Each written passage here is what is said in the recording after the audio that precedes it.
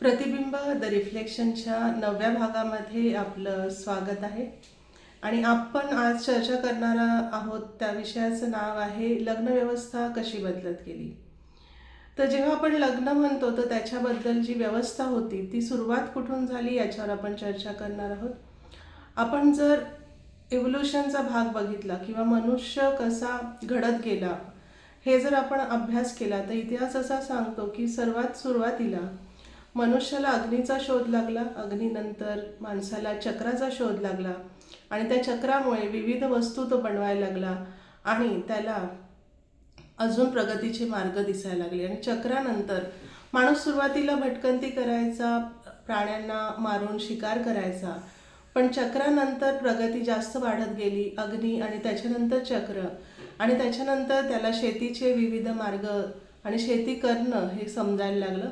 त्यातून तो शेतीकडे वळाला आणि जेव्हा तो शेतीकडे वळाला तर जो भटका माणूस होता, प्राण्यांना शिकार करून खाणारा माणूस होता, तो शेतीकडे वळल्यामुळे त्याला एका ठिकाणी राहणं शक्य झालं आणि एका ठिकाणी त्याला जी व्यवस्था खाण्याची होती ती त्या शेतीमधून मिळायला सुरुवात झाली.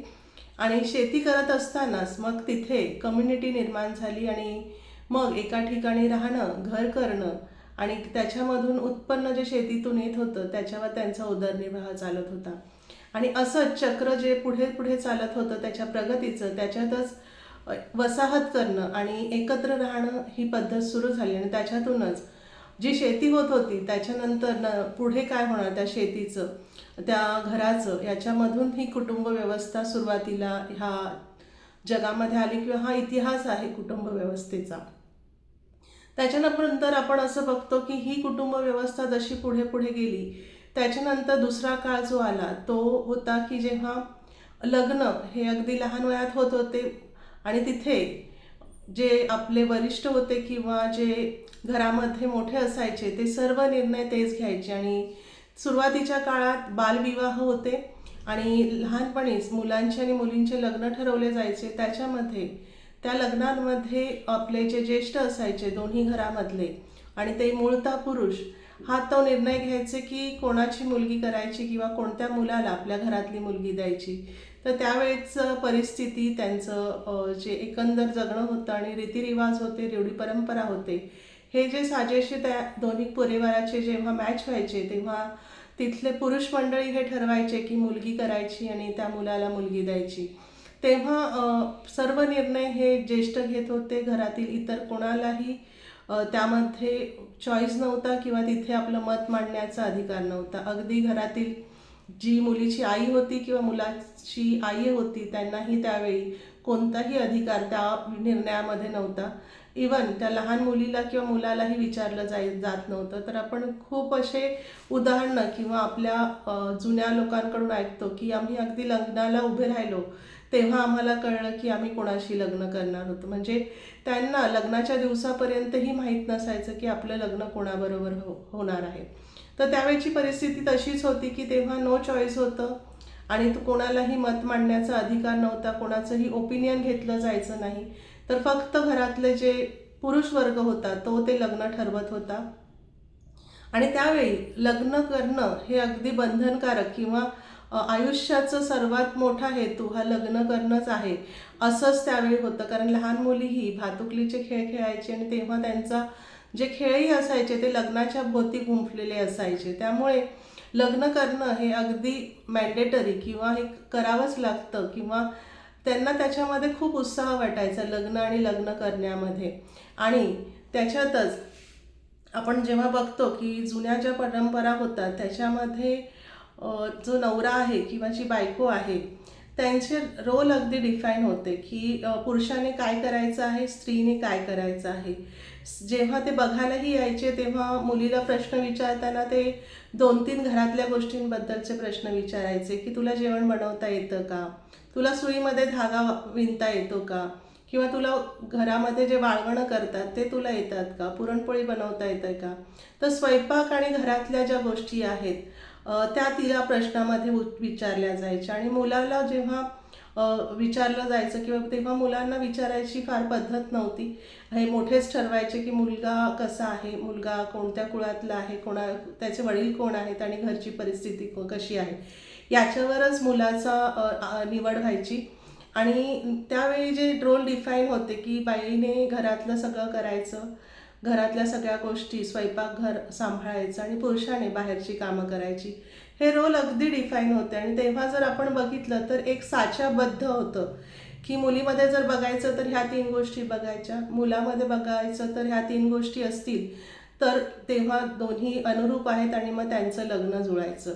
म्हणजे आपण त्यावेळी जर बघायला गेलो की अगदी प्रत्येक घरामध्ये जर एक कुटुंब आपण बघितलं आणि घरात त्या गावामध्ये किंवा त्या भागामध्ये एक 50 कुटुंब असतील तर प्रत्येकाचं जे अपेक्षा होती लग्नाच्या नवऱ्याकडून किंवा मुलीकडून ही सारखीच असायची की मुलीकडून काय अपेक्षा आहे आणि मुलाकडून काय अपेक्षा आहे. तर तेथे एक गाईडलाईन दिलेली होती किंवा एक साच्याबद्ध ते स्वरूप त्या लग्नाचं होतं की काय अपेक्षा करायच्या आहेत आणि लग्नानंतरही कोणाचे रोल काय आहे ते अगदी डिफाईन होतं.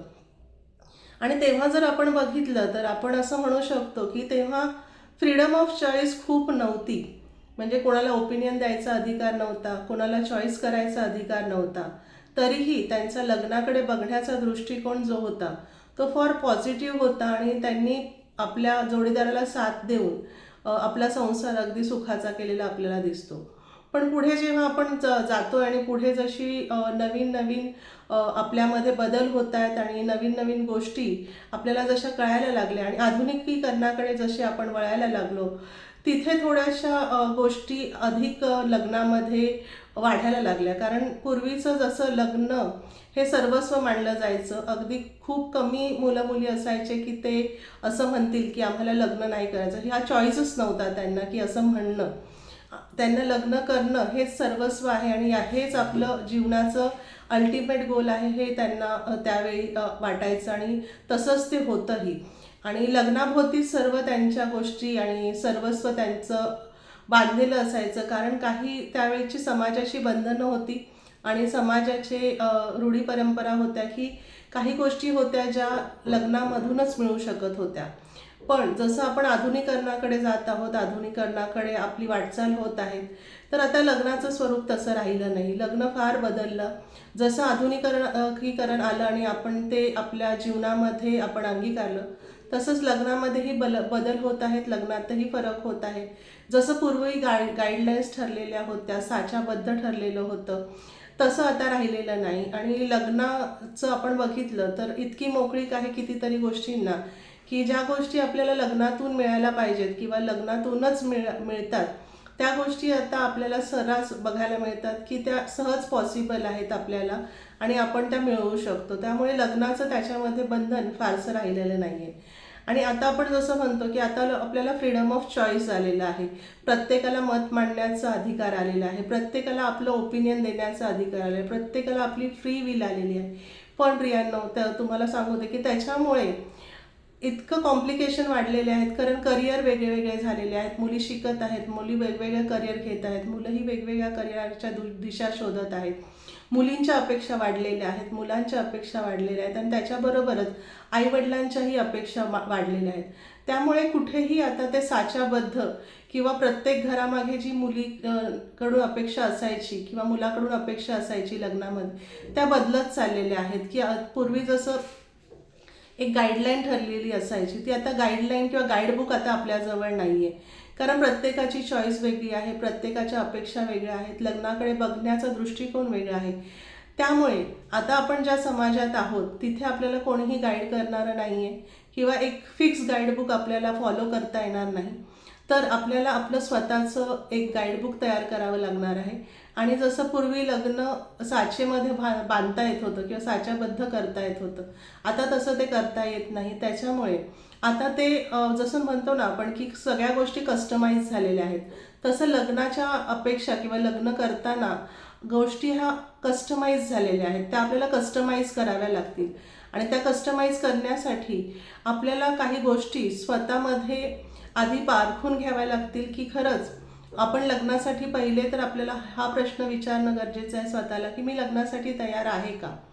मी स्वतः लग्नाकडे कशा पद्धतीने बघतो आणि लग्न करण्यामध्ये माझ्या काय अपेक्षा आहेत किंवा मी लग्न का करत आहे, हे प्रश्न स्वतःला विचारणं गरजेचं आहे की जेणेकरून तुमचं स्वतःचं एक तुम्हाला कस्टमाइज प्लॅन किंवा कस्टमाइज स्ट्रॅटेजी बनवावी लागणार आहे. आता कोणीही तसं गाईडबुक तुम्हाला रेडीमेड देणार नाही. आता रेडीमेड कुठेच कोणत्याही गोष्टी अवेलेबल नाही आहेत लग्नामध्ये ज्या तुम्हाला गाईड करतील. तर तुमचं तुम्हाला ठरवायचं आहे, तुम्हाला कस्टमाइज करायचं आहे स्वतःचं स्ट्रॅटेजी की मी लग्नासाठी कशी स्ट्रॅटेजी करू किंवा लग्नासाठी मी प्लॅनिंग. कारण आपण अशा जगामध्ये जगत आहोत की एव्हरीडे आपण काही ना काही प्लॅन करतो. आपल्या कामाचा प्लॅन करतो, आपल्या बजेटचा प्लॅन करतो, आपल्या बिझनेसचा प्लॅन करतो, आपल्या संसाराचा आणि आपल्या फ्युचरचाही आपण प्लॅन करणं गरजेचं आहे. आणि त्याप्रमाणे आपल्याला स्वतःचा एक कस्टमाइज प्लॅन बनवणं करणं गरजेचं आहे.